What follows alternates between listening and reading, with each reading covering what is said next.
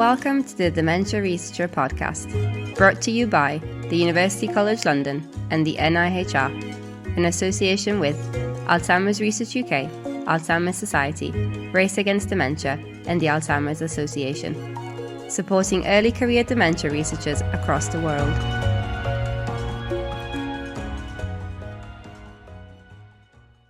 Hello, and thank you for tuning in to the Dementia Researcher podcast. I'm Dr Fiona McLean, and I'm delighted to be hosting this special episode recorded on location from the Alzheimer's Research UK conference in amazing Aberdeen. We're sitting with our coats on, not because it's cold outside, but because Adam switched off the heating in this room. This is the first show in a two-part special, bringing you all the news and highlights from one of my favourite events in the calendar. Today, we're focusing on the Early Career Researcher Day, which is a fantastic combination of career talks and ECR flash presentations. Joining me to share their best bits and takeaways, I have the brilliant Dr Claire Durrant, the amazing Dr Ian Harrison, and the incredible Dr Soraya Meftah. Hello everyone. Hi. Hello. So what we're going to do is go around the table and do some proper introductions. So we will kick off with Claire. Hi, I'm Dr Claire Durrant, and I'm a Race Against Dementia Dyson Fellow working at the University of Edinburgh. Fantastic. Soraya? Hello, I'm Soraya Meftah, and I'm a postdoctoral research fellow also at the University of Edinburgh. And Ian. Hi, so my name is Ian Harrison. I'm an Alzheimer's Research UK and Parkinson's UK Senior Research Fellow at UCL. Thanks everyone. Before we get into your highlights, I just want to ask, is anyone presenting this week? Yes, I have a 10-minute presentation in the Scottish Researcher Highlights on the Wednesday, so very excited to be showcasing some of the work we're doing in Edinburgh. Fantastic. I will also be joining you in that session, Claire, as well, and I will be talking about some of my work with type 2 diabetes and the links with Alzheimer's and what we think is happening in the blood-brain barrier. So let's get to the highlights. Claire, would you like to go first? Yes, I'm perhaps a little biased because I chaired one of the sessions today, but it was a session all about building independence. So 3 fantastic early to mid-career sort of PIs, all talking about the sort of challenges, pitfalls and highs of starting your own lab and how to manage that. Who was in that session? So it was Dr Petra Poristi from University College, or King's College London, I think, Dr Greg Finlay from Dundee, and Daniel Erskine from Newcastle. Amazing. And what was the sort of main takeaways from that panel that you chaired? I think a lot of it was that no one has the same path, and kind of finding your own way in science, be that through finding the right mentors, finding the right question, but then also when you get that sort of initial funding, really to try and capitalise on it. So making sure you're negotiating for things like extra space, getting more grant funding in, getting the right people into your lab, and also planning your life around it, have kids, and that you can do things like have kids and look after family members and be a PI and be successful. So it was really fantastic to have some very open and honest conversations about sort of balancing different challenges with the science, but also the home life balance as well.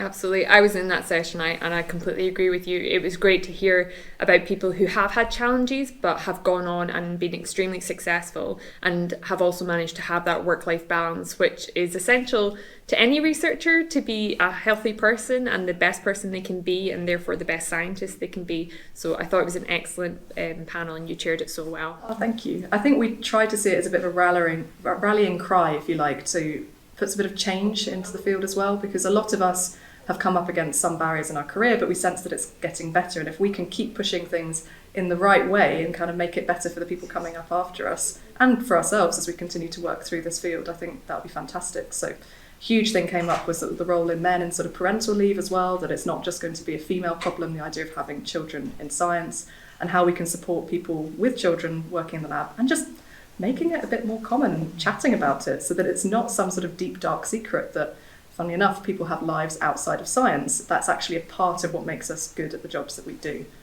And I think having these panels sort of normalises these conversations for the next generation of researchers coming through, because we're sitting here as sort of postdoc level and fellows, but we have a lot of PhD students here. So I think it's really great for them to hear those conversations early on in their academic careers as well. Soraya, what was your favourite panel or highlight from today? So I always really like the ECR days because I think PhD students are kind of the best presenters of the work. I always enjoy watching them present more than senior PIs that maybe are a little bit less in love with the science, whereas whenever I watch PhD students presenting their work, they're kind of so excited and so invested, and we've had like a very good selection of just 15 or 10-15 minute talks, and then we also had like quite a nice array of flash talks as well. And I think flash talks are also very difficult to get in a lot of information in like 2-3 minutes, and all of them did such a fabulous job. I was trying to read my notes to figure out if I could like pick out 1 or 2 names that were like really highlighted for me, but I think all of them were just so amazing. So go PhDs. I also thought from watching the PhD talks that the slides are so clear. The illustrations the PhD students are using are just so sharp. And sometimes you get a professor, when they give a talk, it'll have about 50 different graphs on it. and none of them match. They're all like misformatted. No, they're all snipped out of papers and they kind of rush through them. But these PhD students, they were so clear and concise, and it really is a credit to them how good that was. And that's such an important skill for being able to communicate your research. So I agree, it was excellent. I thought one thing that was really nice that they started to do this year was have a lay slide at the end. And that was something that all the PhD students I thought did really well, to kind of really convey it in a way that if you had to take this away and just portray it to any member of the public on the street, that's what you would say. And I think that was a really nice thing they've added for this particular conference. Yeah, I think so as well. And I think with the lay slide, it's also very good for scientists because sometimes someone can present quite a lot of research, and just having that last slide where it's all summarised, you go, oh yeah, I see the whole picture. Really kind of distills it down to like the main points. Absolutely. So Ian, what was your favourite thing or highlight from today? So at the same time as Claire was in her session, which I would have wanted to go to actually, but I was a panel member on the panel discussion about mentoring. So we were discussing a pilot project that was rolled out a couple of years ago now. It was a pairing scheme between Scotland and UCL. So I was on there as the mentor in my mentor-mentee pair with Josie Fullerton. So we were talking about the kind of impact that this network scheme has had, and Nathan kind of presented some of the data showing how this has positively affected the kind of careers and progressions of the people that have been involved, and what our kind of interests were if we'd got what we wanted out of the scheme and that sort of thing. And kind of me and Josie kind of gave a bit of background about what how we were paired, how we mentor, so how often we meet, just to give kind of ECRs an idea of what mentoring could be if you get involved in one of these schemes. So. Sounds fantastic. So just a little bit more on the mentoring. So it's an Alzheimer's Research UK led scheme now, because after the pilot between UCL and Scotland networks, it was deemed so successful that ARUK decided to roll it out. So if you want any more information, you'll be able to find that on their website. But back to your pair. So you and Josie were set up during the pilot scheme and have continued to so mentoring? We highlighted actually in our slides that we presented today, when we were initially paired, it said there was a sentence in the kind of blurb that we got sent that the initial pilot was supposed to be for 6 months, but we're kind of 2 years on and we still kind of meet each month. But so we were initially paired as part of the pilot scheme, and we've just kind of continued to meet. I mean, things have kind of changed a bit since we started meeting, and the roles of the things that we focus on and the things that we discuss on a month-to-month basis have kind of changed and evolved over time. But I think we're both keen to kind of keep that going as long as we can. That's fantastic. And hopefully from doing the session at the conference, more of the ECRs will be aware of the scheme, and then hopefully more people will sign up as well next year, because everyone I speak to said that it's been such a fantastic scheme and it's really worked well. So that sounds like it'd be a really great panel. I also wasn't at that one, but hopefully, it's good to catch up with you and hear all about it. So back to you, Claire. Was there anything else, so apart from you chairing the panel, what else have you really enjoyed from this day? Well, there was fantastic PhD talks that, for me, I'm all about organotypic brain slices, and Emily Groves from King's College London, I thought, did a really good tour de force, really interesting data about synaptogyrin 3 and tau pathology in slices. And she just did a fantastic job of presenting it in a really engaging way. So no doubt some of my team will be running through the conference centre trying to find her to have a chat. So it's things like that, just getting a flavour for what people are working on. It just really inspires you and to make connections and things. And yeah, just like Soraya, I was really overwhelmed by how fantastic people are at presenting their work. And the ECR Day gives that kind of environment that you can see people feel a bit more relaxed. And the level of questions that we were getting after these talks, each talk probably had 20 really good questions. People could vote up and down, so we're getting really relevant questions asked and answered as well. So the engagement with the science is just always so impressive. Absolutely, I completely agree. I thought that talk was a standout for myself as well. And I thought the one thing that she spoke about was actually how she had moved to the slices from originally planning to have done this in vivo, in mouse models, and how COVID had actually disrupted that and she'd moved to the slices instead. So I thought sort of now hearing sort of as we move away from that initial COVID interruption in our working and research lives, it's really great to see how she's managed that, adapted it, and has still got this fantastic data using a technique that she hadn't originally planned on doing, and obviously is a technique that lots of people can use, and like you said, your team will be running after her to find out how she's getting on with it, so that's really, really great. Sorry, apart from the PhD talks, was there anything that you really enjoyed hearing about today? So I actually don't know how this slipped my mind as not being my first thing. And so what I really like about Alzheimer's Research UK is they always tend to start the conference off with kind of framing it back into the actual disease. So today we had Kath Baxter talking to us at the start of the day about her experience with her mum and how she had frontotemporal dementia and how that had affected her life, her dad's life, and then how she'd kind of channeled that into fundraising. So actually I've kind of written down a few notes from that. Like, she's raised over £80,000, which I think is like a ridiculous amount of money. And actually I didn't realise that ARUK itself, 73p from each pound goes to research, which I think is a really high amount compared to other charities. So that was something I'd pulled separately, apart from the fact that I think we can always get quite bogged down in our research and the day-to-day kind of things in the lab, and you just forget about the actual disease that you're studying, or the diseases, let's say, that we're studying. So it was really nice to have Kath kind of bring it back to being like, this is the patient, this is why we, like, everyone appreciates the work that you do and how great it is. And so I always find it quite a motivating, powerful moment in the conferences whenever they have the kind of volunteers come in or people with lived experiences that they then share it with us. And it's just, it's a really nice moment for me always. Absolutely. Kath actually spoke up one of our Scotland Network ECR days before the pandemic, so probably about 5 years ago now. And it's absolutely incredible. I mean, it was incredible then what she was doing with her fundraising and her story about her mum.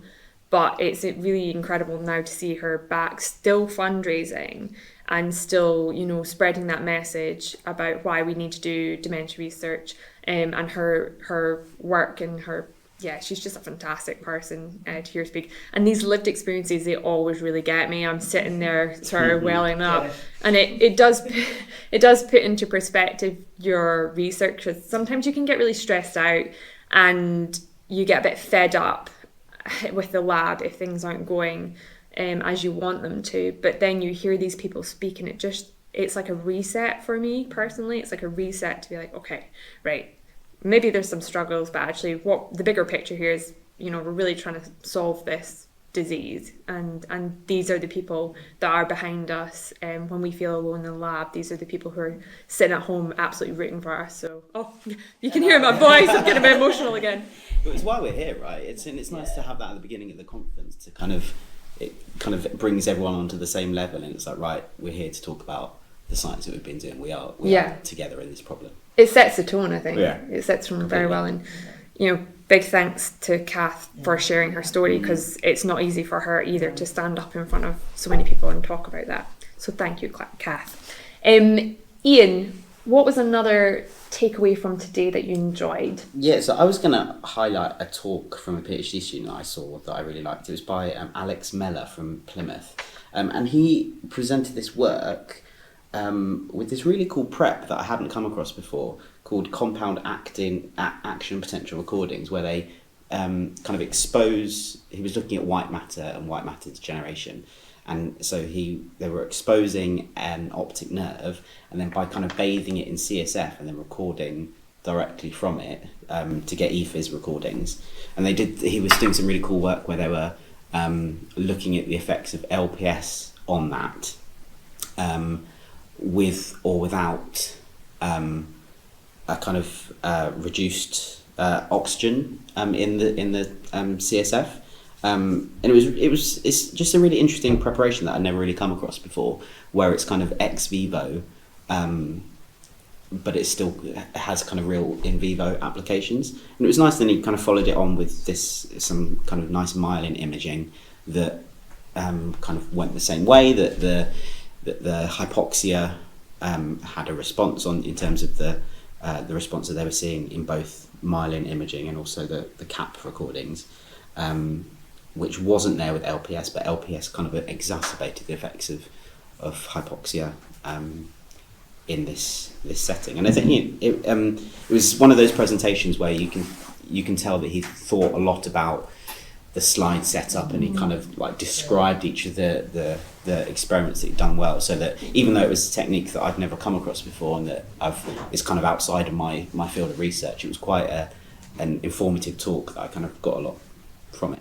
Absolutely. I think one of the best things about these conferences is actually not just learning about the science itself, but also the techniques that people are using. I think it's a real opportunity, especially in person, to be able to find those people and say, oh, that was such a cool technique you used. Yeah. How can I use it? How do I do it? Is there any sort of nuances I need to know about? What I liked about his technique was he was using the eye. And I think the eye is actually underrated and under-researched in Alzheimer's research. And maybe this is a bit biased from my perspective, but I'm interested in the blood-brain barrier. And one of the only other places where there's a similar type of barrier is actually in the retina. Yeah. So I think for me, it's really good to see that other people are recognising the eye as a way to research the brain, especially because in people, we can actually look at the eye a lot more easier than the brain. So for me, I also really enjoyed that talk as well. So does anyone else have any last highlights that they would like to point out? I have one last word, and it's something I've written down. It was like a quote that came out of the career session, and it was, I forget who said it now. Chris Moffat said it, and he said that if science is your passion and it's kind of something that's keeping you up at night and you manage to have a career in it, it's one of the best careers you could ever have. And I thought it was quite a nice little line, and I wrote it down because it was just one of those things that I hadn't really thought about, again, when you get kind of narrowed down. But actually, if you really enjoy it and you're really passionate about it and you can make it work, then it is actually a very kind of privileged career that we're all in. So absolutely. That was in the session that we've just come out of, which was the careers panel. Chris, who was a postdoc at Dundee, so he also said another quote that I really liked, which was, sometimes you think the grass is greener on the other side, but it's not, it's just a different shade of green. And he was talking about his experience moving from academia to industry. And I think that was actually, for me, I took that away, because sometimes when things get tough, you think, oh, is there another job out there that would be better? But actually, I think, as you said, I love science, and we really are quite privileged to be able to think about these questions and be able to design experiments and try and answer them. It's such a fun thing, actually, as well as hopefully solving some of the biggest problems that we face in the world. So I thought the careers panel was really fantastic as well. And Chris especially, he had some excellent quotes there. Another thing I know about Chris is, which he didn't mention, which I'm quite disappointed about, is that actually he got stung when he was at Dundee by a radioactive bee. And he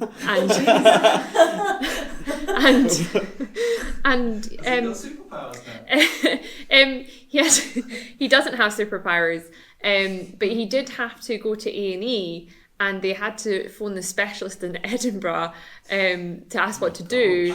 And what they came to the conclusion is, I guess we'll just wait and see. So it can't be a very common presentation at clinic, right? No, absolutely not. He's definitely a case study somewhere as well. So he used to work with bees, and That's his story. We'll see him flying off to the post-conference drinks later, as he can now fly. Before we wrap up, as this has been the ECR day, I want to ask you all what advice you might have for any ECRs listening, based on what you've heard today and your own experiences. So let's start with Ian. Thanks. I would say this may seem obvious, but for ECRs, talk to people, like mingle, talk to people at posters. And it might be, I know because I'm a terrified introvert, to talk to people at posters, but to, find, and even at the rest of the sessions for the rest of the week, go and find that PI that you've read their work, go and find the postdocs and kind of talk to them, just introduce yourself, what interests you about their work. Because it's only things like this that when we've come out of the pandemic, personally I found that we've come out of the pandemic, coming back into in-person meetings, that's the thing that I miss about in-person meetings. You just don't get that from kind of the virtual meetings that we've had. So network. Network. Advice. I think just to add on a little tip onto the end of that, someone once told me that if you are struggling to be able to talk to a PI, find their postdoc or the PhD student and speak to them and get them to introduce you. That's your in. That's a great tip. Soraya? I also, I guess I wasn't going to, I've got a different one, but I want to reiterate networking as well, because I actually have friends at this conference now that I first started talking to them at a poster, because I was like, you do the same thing as me, and then next year I'd see them and be like, hey, we're still doing the same things, like, how's it going? So I would, like, especially at conferences, just like even just talking to someone at a poster, then it moves out of that space to being like, oh hey, actually now what are you doing? But my tip from today, and I mean it's already been highlighted, is to try and get a mentor.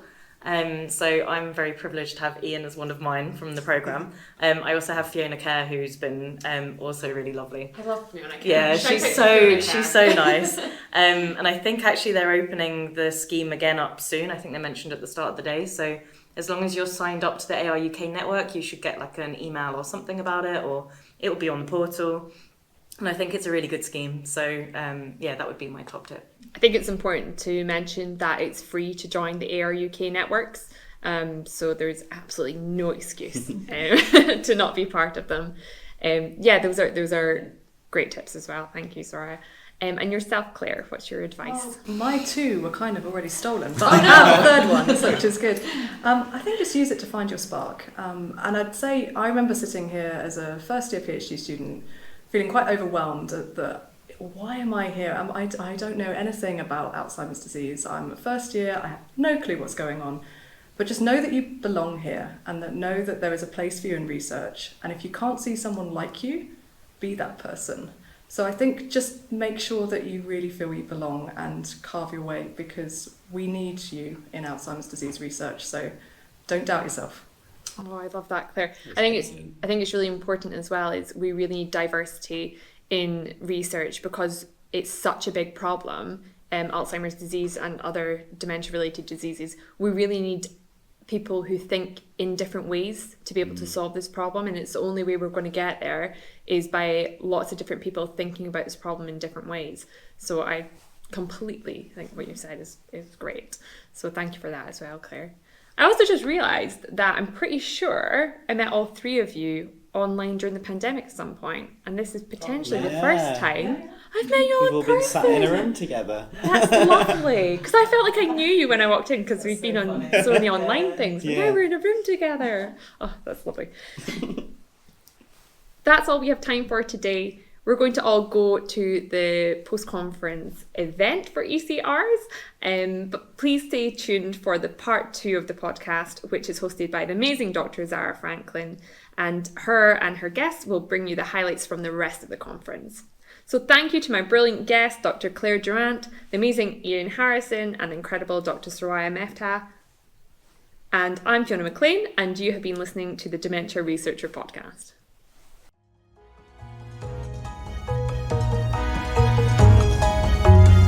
Brought to you by dementiaresearcher.nihr.ac.uk in association with Alzheimer's Research UK Alzheimer's Society, Race Against Dementia, and the Alzheimer's Association, bringing you research, news, career tips, and support.